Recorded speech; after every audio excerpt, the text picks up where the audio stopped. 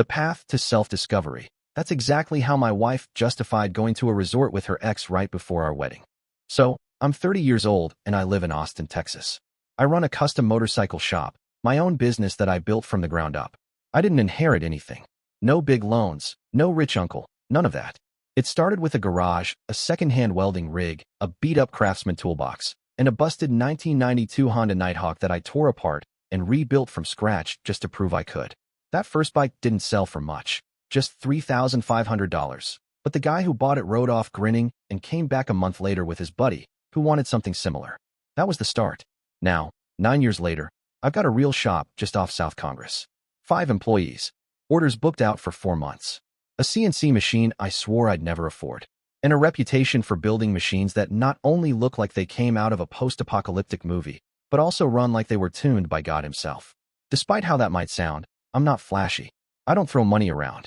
I still drive a 2011 Ford Ranger with a dent in the driver's side door and tape over the right taillight. My dad, a Navy vet who could make a penny scream, raised me with this constant echo in my head. Always have 3 months' rent in the bank and never buy something you can't fix yourself. I live by that. I've got a dog, Ray. He's a Belgian Shepherd I rescued from a shelter in Bastrop about 4 years ago. We've been through a lot together. He comes to the shop with me every day, has his own cot in the corner, and knows the sound of the UPS truck better than anyone. He's the kind of dog that makes people pause before they knock. Which, considering some of the clients we get, bikers, collectors, a couple guys I'm fairly sure were cartel at one point, can be useful. Then there's my Harley, a 1986 FXR. She's the closest thing I have to a religion. I tore that thing down to the frame, powder-coated everything matte black, upgraded the suspension, swapped out the carb for a Mikuni, and fabricated a one-off exhaust that howls like a banshee when you open her up. I don't take her out unless it's a Sunday morning ride or a solo trip out to Big Bend. That bike is me in metal form. Not for sale. Not ever. Life's been good. Not perfect. Never is. But stable. Simple. I like the quiet. I like knowing my bills are paid, my shop's doing well, and I've got grease under my nails at the end of the day. I don't go out much. Not really into bars unless it's to meet a supplier or pick up a part from a guy who's more likely to deal over whiskey than email. I've had relationships, but nothing stuck. And I'm okay with that. I guess part of me always expected that if I just kept my head down, worked hard, and stayed out of trouble, things would work out the way they're supposed to. I thought I understood loyalty. I thought I knew what it meant to have a solid circle, a few friends I trusted, my business, my dog, my work. That was my world. That was enough. And then the betrayal happened. But that part, I'll get to next. I met Claire at a party thrown by one of my clients, a guy named Daniel who had just picked up his custom Ducati and wanted to show it off. The party was one of those backyard deals, string lights, open bar, a Bluetooth speaker playlist trying too hard. I wasn't planning to stay long. I dropped by mostly out of obligation, thinking I'd shake a few hands, maybe grab a drink, and be gone before anyone noticed. But then I saw her standing near the grill, talking to someone in a dark green dress, a glass of wine in her hand, and this calm, composed energy that just stopped me in my tracks. She wasn't flashy, wasn't loud. She just looked like someone who knew exactly who she was. She was introduced to me as Claire, a lawyer from Houston who had just moved to Austin to take a position at a mid-sized corporate firm downtown. She was sharp, articulate, and had this dry sense of humor that immediately cut through small talk. I don't remember exactly what we talked about that first night, but I do remember the way she listened. Not just nodded politely, really listened. When I mentioned my shop, her eyes lit up with what seemed like genuine interest. She asked me about how I got started, how I managed to grow from a garage operation into a legit business. Most people hear custom motorcycles, and their eyes glaze over or they assume I'm just some grease monkey. But she asked real questions. Smart ones. I left that party thinking I'd met someone different. We started seeing each other not long after. At first, it was slow. Coffee here, dinner there. Claire was busy with work, and I wasn't exactly a stranger to long hours myself, but we made it work. There was this kind of balance between us. I came from calloused hands and late nights at the shop. She came from conference rooms and courtroom jargon. And yet it felt like we met in the middle. She'd stop by the shop sometimes, bring lunch, sit, and watch while I worked. She said the process fascinated her. Once, she asked me to teach her how to change the oil on my old Harley. I thought that was the moment I really started to fall for her. But a few months in, things started shifting, just small things at first. Subtle. Claire started making these offhand remarks that didn't seem like much at the time, but stuck with me after she left. One day, I introduced her to a few of my friends from back when I worked warehouse gigs and did part-time wrenching. They were good guys, hardworking, loyal, The type who'd show up at 2 a.m. if you needed help pushing your truck out of a ditch. We were hanging out in my backyard, barbecuing, tossing a football around, and Claire pulled me aside and said they reminded her of overgrown boys with Peter Pan syndrome. She said it with a smile, half joking, but there was something in her tone, a kind of dismissal. Later, she made another comment about my house. I bought the place 5 years ago, poured sweat and money into it, did the floors myself, built the cabinets, even laid the tile in the kitchen one summer when I was between big projects. It's not flashy. It's small, practical, and everything in it has a purpose. I'd shown her the garage with pride, the way I designed the layout for maximum workspace, how I had shadow boards mounted perfectly, each wrench in its place. She looked around and said, "It's got a bit of a toolbox vibe, don't you think?" That one hit a little deeper. Still, I laughed it off. I figured she was just joking, maybe overwhelmed by how different our worlds were. I wasn't blind. I knew we came from opposite ends of the spectrum. She grew up in a 2-story brick colonial in the suburbs, private schools, summer programs, polished manners. I came from a house that smelled like WD-40 and ocean air, where my dad taught me how to hold a socket wrench before I could write my name. I thought the contrast was part of what made it work. But over time, her remarks became more frequent. My friends became your little gamer crew, even though only one of them actually played video games. My dog, Ray, she started calling your security system like it was a joke, not a living thing I cared about more than most people. The bike I'd been working on for 2 years, a Triumph bobber build I'd sunk nearly 12 grand into, she referred to once as your mechanical mistress. I didn't push back. I should have, but I didn't. I just kept telling myself that it didn't matter, that she didn't mean it that way, that she was under a lot of stress from her job. There was always a reason, always an excuse. And I kept loving her the way I love my machines, with patience, with detail, with hope that if you just put in the work, things will run smooth in the end. I told myself that every relationship has bumps. I told myself to ride it out. I didn't see the cracks forming underneath. Or maybe I did, and I just didn't want to look too closely. One evening, I was at home making dinner. Nothing special, just grilled chicken and some vegetables I'd picked up at the farmer's market that morning. The kitchen smelled like garlic and rosemary, and Ray was curled up by the back door, watching me like he always did, hoping for scraps. It was the kind of quiet I liked, the kind where the world feels still, like nothing bad can happen in that moment. I was just about to flip the chicken when my phone buzzed on the counter. I glanced at the screen, saw Claire's name, and thought it might be one of her usual messages, maybe a link to some article she thought I'd find interesting, or a photo of her coffee with a caption about how her day was dragging. But it wasn't any of that. The message was short, just one line. "Tom, I need to think. I'm confused. Don't write to me for a few days. I'll get back to you." I reread it twice, maybe 3 times, standing there in front of the stove like the air had been knocked out of me. I don't know what I was expecting that night, but it sure as hell wasn't that. We were less than 6 months away from our wedding. The venue was booked, the invitations were printed, and we'd already picked the damn flowers. We'd just had dinner with her parents the week before, talking about honeymoon options. There was no argument, no fight, nothing that would have made this message make sense. Just silence, suddenly interrupted by confusion. Shock doesn't even cover what I felt. It was like everything I'd been building, everything I thought was stable, had shifted a few inches to the left when I wasn't looking. But I didn't panic. I didn't blow up her phone or send a dozen follow-ups. I just stood there for a long moment, letting the chicken overcook, then typed back. "Okay, take the time you need." That was it. I hit send, set the phone down, and went back to cooking like it was any other night, though my hands were shaking slightly as I gripped the spatula. I told myself not to jump to conclusions, not to assume the worst. I told myself that everyone gets overwhelmed, that maybe work was getting to her, that maybe she needed space, like she said. But that didn't make the waiting any easier. The silence that followed was deafening. Not even a read receipt. Days went by with nothing. No texts, no calls, no explanation. Just the memory of that single message hanging over everything, coloring every hour of every day with unease. I went to work like usual, kept the shop running, smiled when clients walked in, but it was all mechanical. My mind was always circling back to that one sentence, trying to make sense of what confused meant, trying to figure out if I'd missed something obvious, some sign that things weren't as solid as I thought. Ray sensed it too. He followed me more closely than usual, resting his head on my foot whenever I sat down, like he was trying to remind me I wasn't completely alone. But that didn't stop the nights from feeling longer or the house from feeling emptier. I waited. I didn't know what else to do. A few days after Claire's message, I was in the shop late, finishing a rush job for a client who needed his cafe racer ready for a weekend show in San Antonio. The guys had already gone home, and it was just me, the soft hum of a fan, and the low growl of the engine I was tuning. I had my phone on silent, tucked under a rag near my toolbox, not really expecting anything, not from her anyway. But when I finally wiped the grease off my hands and checked the screen, I saw a message from Jane, Claire's friend. We weren't close, but Jane had always been around. The type who showed up to dinners and birthdays, who smiled politely, but never said much beyond the surface.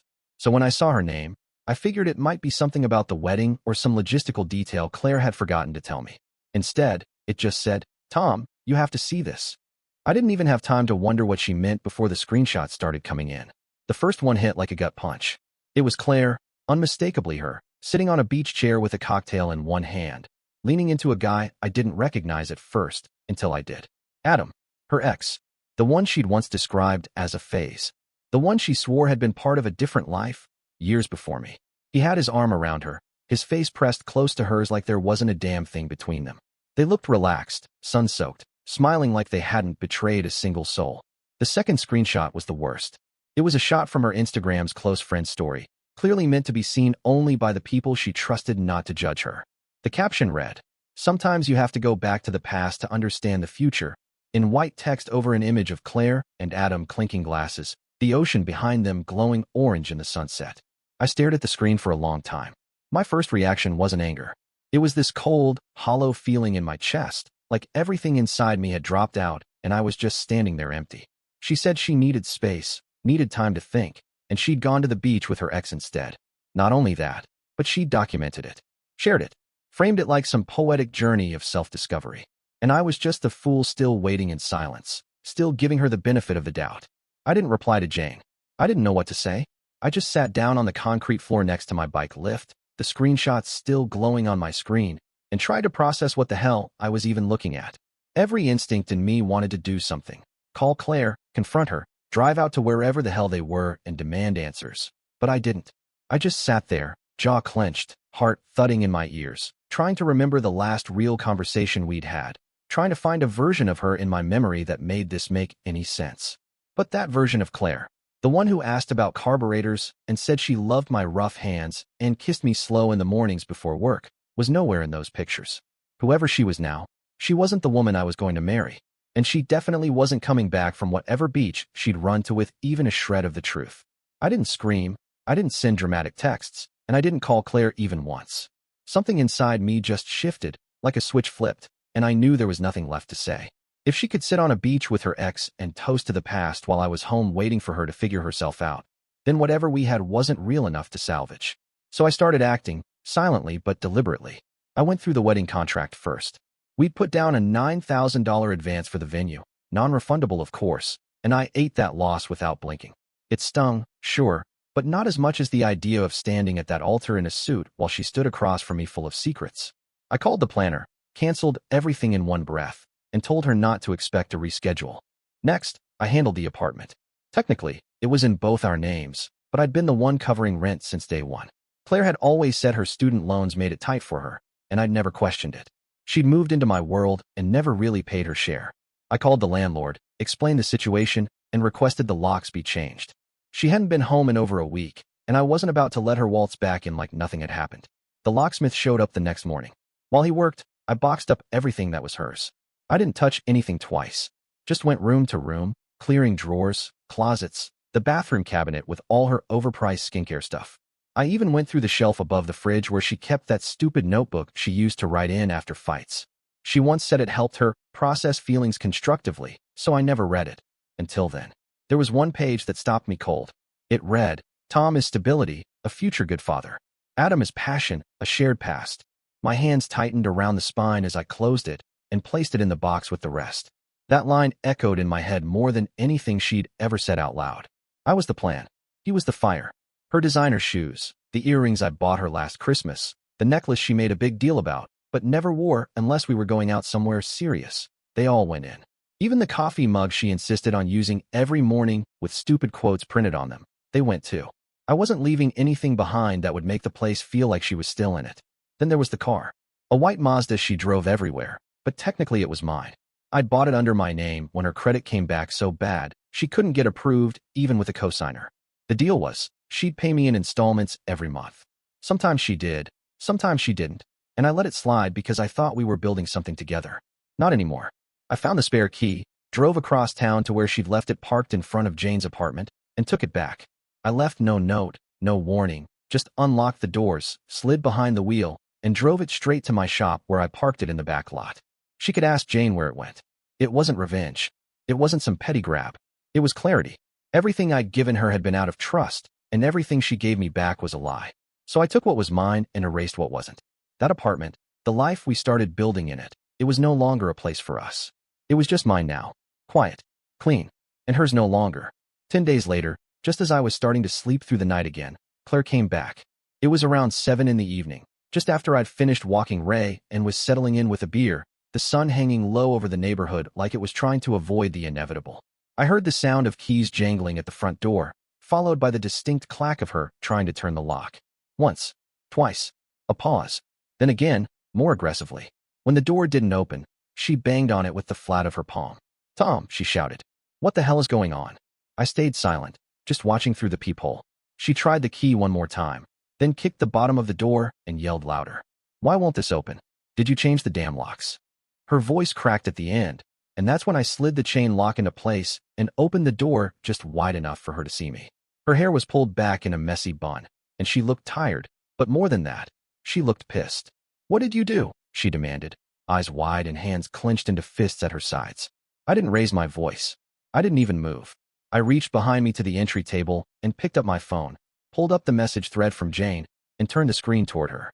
The image of her and Adam, drinks in hand, ocean behind them, her smile shining in the sunset. Then the caption. I didn't say a word. I just held the screen until she looked away. She blinked, then scoffed like she'd just been told a bad joke. "It wasn't like that," she said, shaking her head.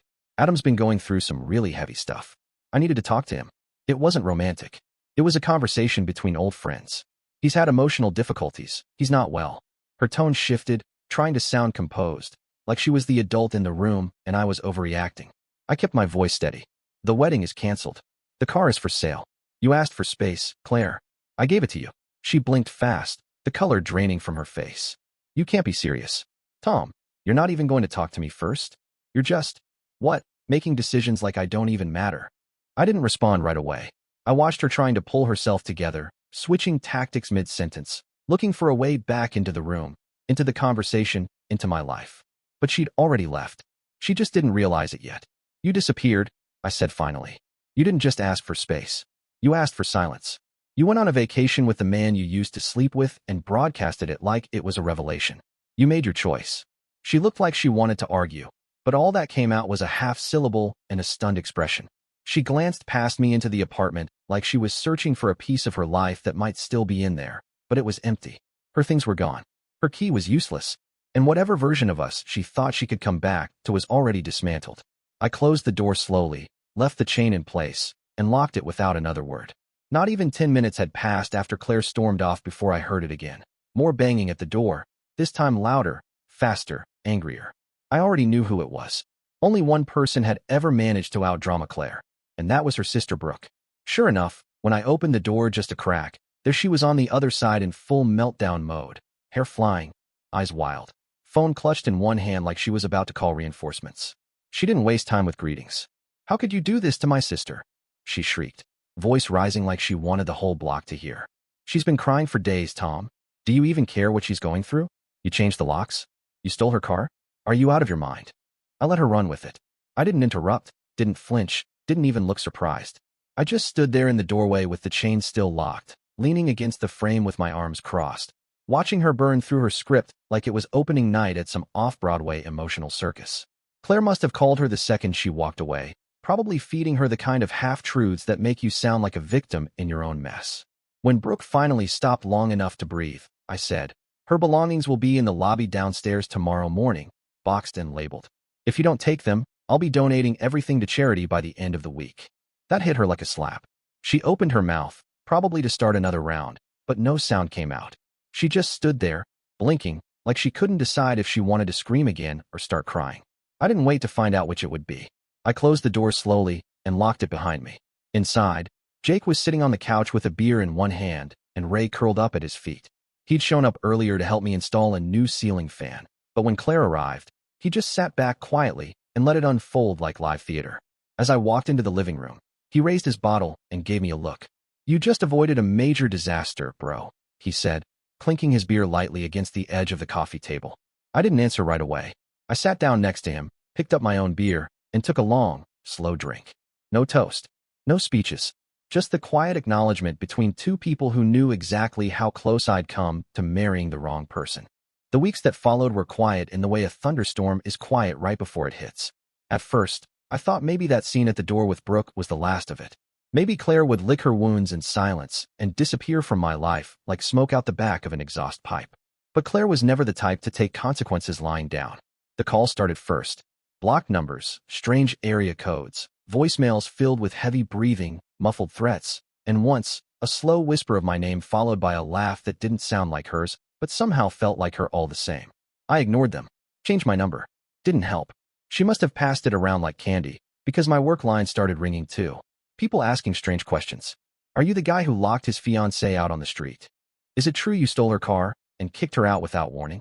The first few times, I tried to explain. After that, I just hung up.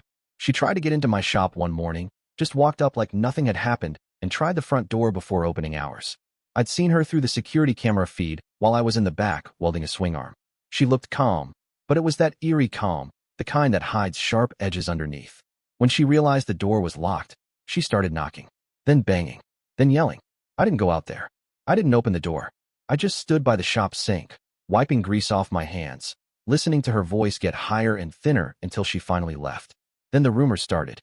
Claire went on a full campaign, telling anyone who'd listened that I was a controlling abuser, that I emotionally manipulated her, isolated her, used her money, kicked her out with nowhere to go. She told people I sold her car without permission, that I screamed at her in front of neighbors, that I sabotaged her friendships, that I was violent, unstable.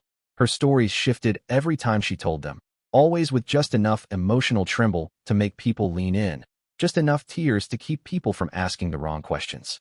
And people believed her, or at least they didn't question her. A few clients quietly backed out of deals, citing personal reasons. A parts supplier I'd worked with for years stopped returning my calls. Friends I hadn't heard from in months reached out, not to ask how I was, but to say they'd heard some things and hoped it wasn't true. Claire didn't just want to walk away. She wanted to burn the whole thing down behind her. Jane got the worst of it. Claire found out she'd sent me the screenshots. I don't know how. Maybe she saw the name in a message preview. Maybe Brooke figured it out. But not long after, Jane lost her job. Claire called her boss, spun some lie about confidentiality and betrayal, made it sound like Jane had endangered someone's mental health by interfering in a sensitive private matter. Just like that, Jane was out. No warnings. No severance. When she told me what happened, I felt a rage that sat cold in my chest for days. Jane didn't deserve that. She hadn't done it to stir drama. She'd done it because it was the right thing to do. So I made some calls. A couple clients I trusted, a local business owner I'd built a few bikes for, and a friend who worked in PR. Within a week, Jane had 3 interviews lined up and 2 offers. I didn't tell her who I called. I didn't want thanks. I just couldn't let Claire take one more thing from someone who didn't know her anything. The worst part wasn't the chaos or the lies. It was the way everything I built, everything I was proud of, started to feel tainted by her name. Like she had attached herself to my life in a way I couldn't shake. But even then, I never gave her what she wanted most. I never reacted. Not with anger. Not with desperation. Not with apologies I didn't know. I let her burn, and I kept rebuilding in the smoke. It was early on a Tuesday morning when I stepped outside to head to the shop and found my truck sitting low, too low, like it had sunk into the pavement overnight. At first, I thought it was just a flat, maybe a nail, maybe bad luck, but as I got closer, I saw all 4 tires had been slashed. Clean cuts. Deep. Deliberate. The kind of thing that doesn't happen by accident. The kind of thing someone does when they want to send a message without having the guts to say it to your face. My stomach sank, but I didn't panic.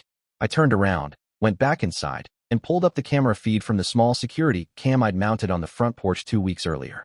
The timestamp read 2:43 a.m. There she was. Brooke. Put up, face mostly in shadow, but the walk gave her away.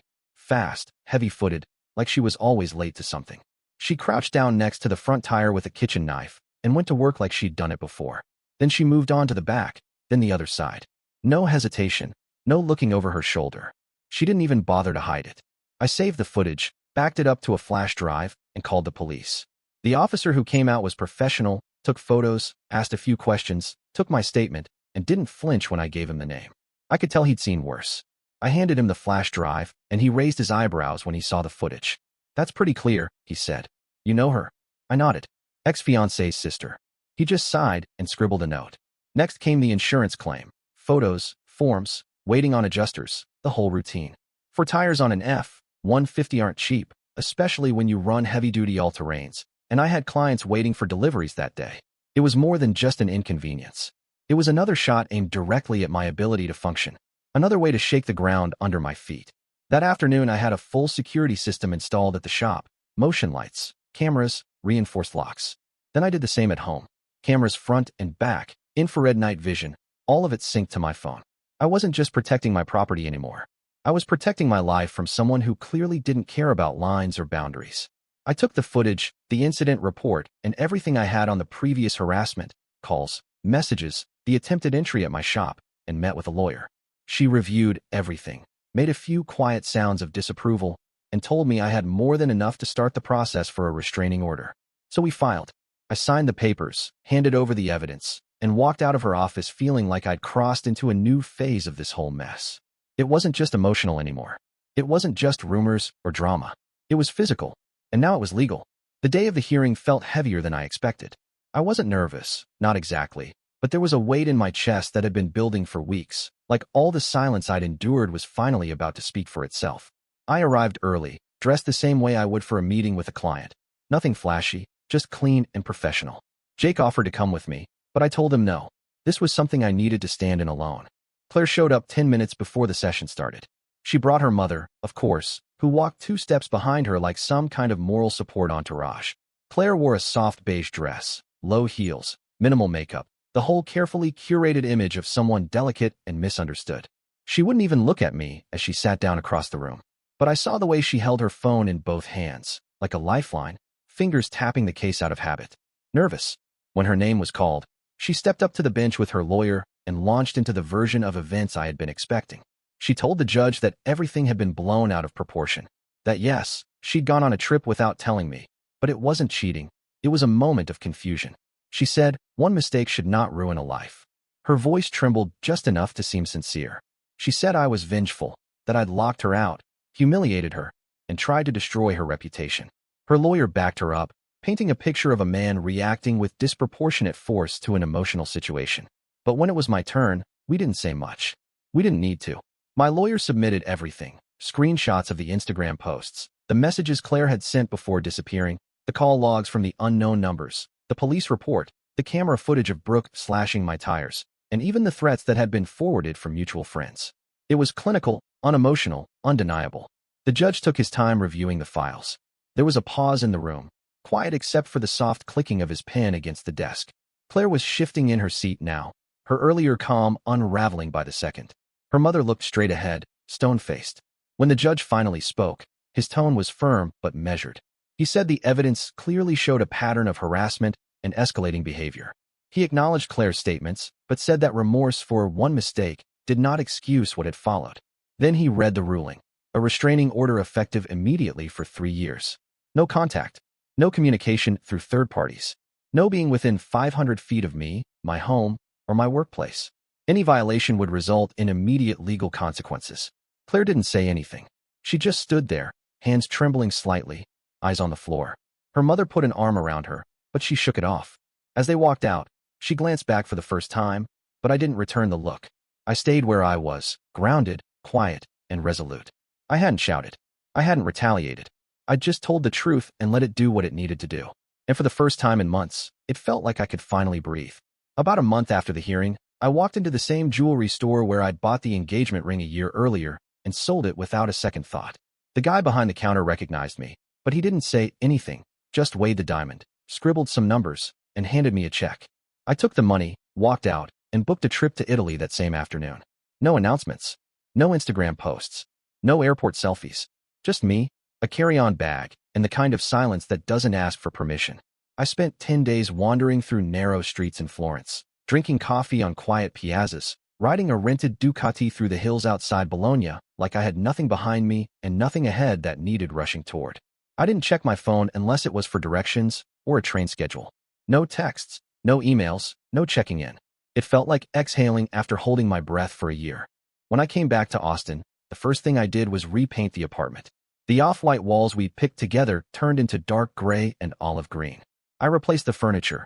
New couch, new bed, new desk, all of it mine. All of it untouched by her taste. I cleared out every drawer that still had something lingering from the past.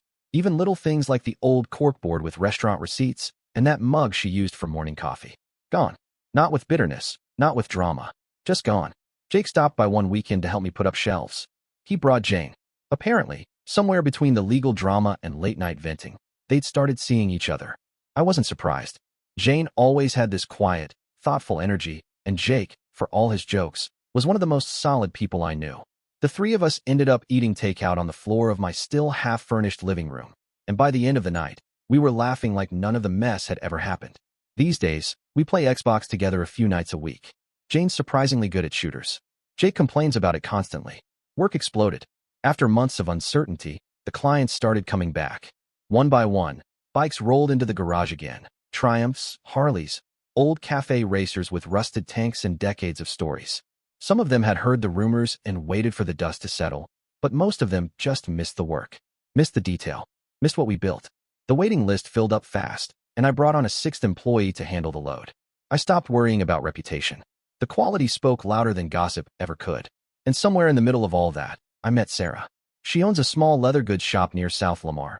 Handcrafted bags, wallets, motorcycle saddlebags, that kind of thing.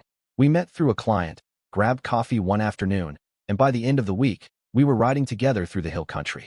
She's sharp, sarcastic, completely self-made.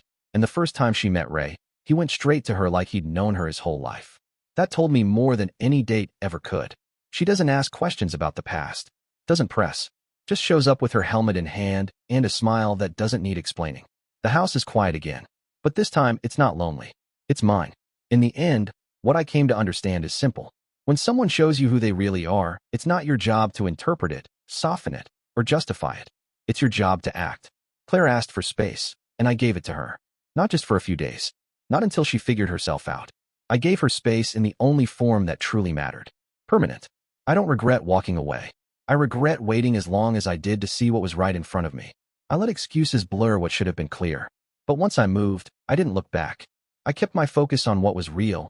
My shop, where grease under my nails means a day well spent. My dog Ray, who never once let me down. My friends, who didn't flinch when things went sideways. And my bike, the one constant that never asked more from me than I was willing to give. Betrayal, manipulation, and drama, they all stayed behind in the rearview. I didn't need to fix anything. I just needed to keep riding forward. Thanks for sticking with me through all of this. I'm curious, what would you have done in my place? Have you ever ignored the signs when someone showed you who they really were? Let me know your thoughts. I'd really like to hear them.